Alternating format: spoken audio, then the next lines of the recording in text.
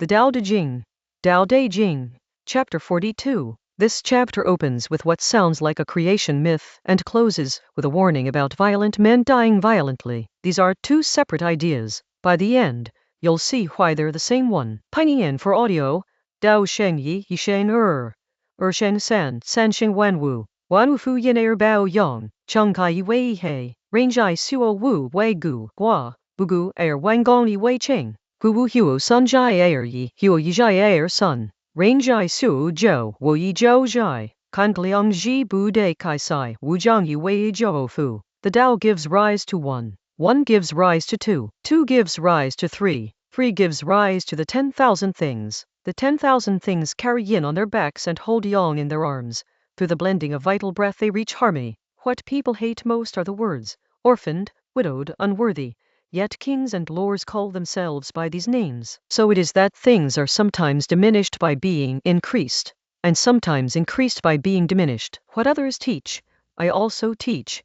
The violent and overbearing do not die their natural deaths. I take this as the father of all teaching. The sequence at the opening.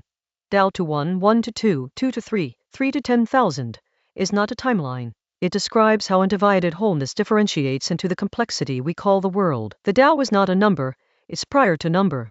1 is the first distinction, primal unity perceived as a unity. 2 is polarity, yin and yang, the opposing forces that make motion possible. 3 is the active tension between those poles that generates something genuinely new. And from that dynamic tension, everything else follows. This is why the next line matters so much. Every single thing in the world carries both yin and yang, not alternating between them, but holding both at once. The vital breath, kai, pronounced qi, is the blending force, the active mixing of these poles that produces a living balance.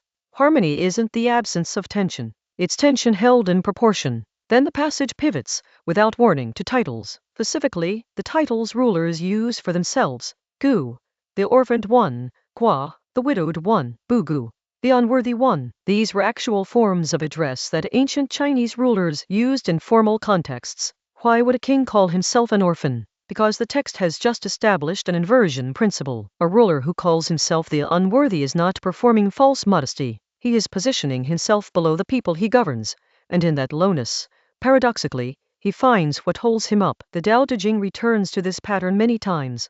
Water flows downhill and carves canyons. The valley is empty and therefore can receive. The lowly endures longer than the proud. The chapter is illustrating that kings who survived knew this, even if they couldn't have explained why. The next line makes the principle explicit.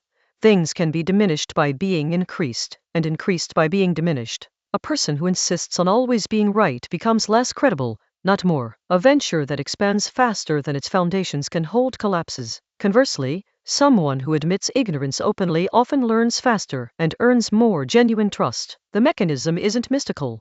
Overreach creates brittleness and yielding creates resilience. The text is pointing at an observable pattern in how things actually behave. And then the closing image, the violent, the overbearing, Qiángliáng, meaning strong and unyielding like a beam of timber, do not die their natural deaths. Laozi says he takes this as the father of all teaching. It's blunt by the text's usual standards, but it follows directly from the cosmology. If the world is structured around complementary forces held in dynamic balance, then a person who accumulates only force, who has no yin, no capacity for yielding or receiving, is not a complete being. They are out of phase with how things work. Eventually, the world corrects this. Not as punishment, more like physics. The cosmogony at the start might seem distant from daily life, but consider what it's actually saying. Everything that exists carries both of its opposites within it. The part of you that wants certainty and the part that doubts. The strength you've built and the losses that shaped it. The impulse to push forward and the tiredness that keeps you honest. The text isn't asking you to resolve these contradictions. It's suggesting they're the structure of a living thing, not a defect in it. The inversion principle is worth sitting with concretely. Think of something you've been applying steady pressure to, a creative problem, a conversation, a decision you keep circling. The chapter isn't telling you to stop. It's asking whether the pressure is actually moving things, or whether it's generating resistance that wouldn't exist if you came at it differently. The warning about the violent isn't only a moral statement, it's an observation about sustainability. You cannot run at maximum force indefinitely. Structures with no give in them eventually break.